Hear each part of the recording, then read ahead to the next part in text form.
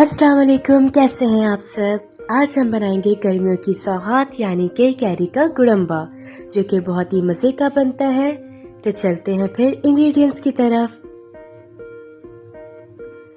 Half table spoon कुटी मिर्च, 1/4 teaspoon कलौंजी, 1/4 teaspoon नमक,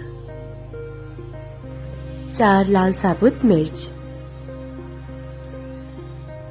आधा किलो कैरी लंबी वाली लेनी है, गोल नहीं। 1/3 कप पानी, half table spoon oil, half cup चीनी।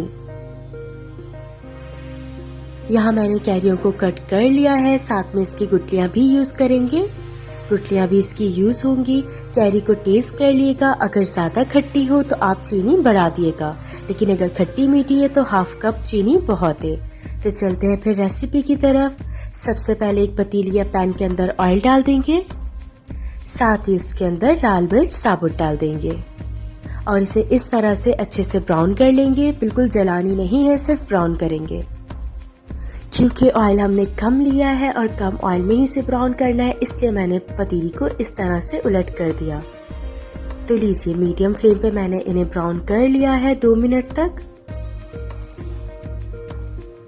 अब इसके अंदर हम कैरी भी डाल देंगे।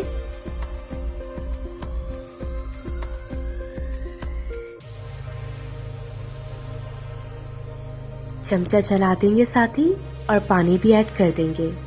साथ ही मैं इसके अंदर चीनी डाल दूंगी और बाकी मसाले भी, कुटी मिर्च, कलौंजी और नमक। अब अच्छे से चमचा चला के इन्हें मिक्स कर देंगे। फ्लेम मीडियम रखेंगे, मीडियम टू फुल फ्लेम के ऊपर उबाल आने का वेट करेंगे।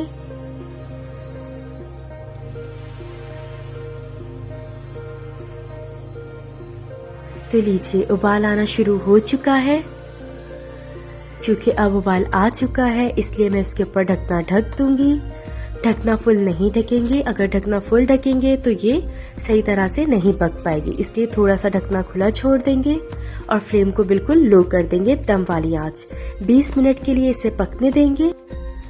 20 मिनट हो चुके हैं, तो देख लेते हैं कि गुड़म्बा तैयार हो गया। तो लीजिए, गुड़म्बा बहुत ही मज़ेदार सा तैयार है।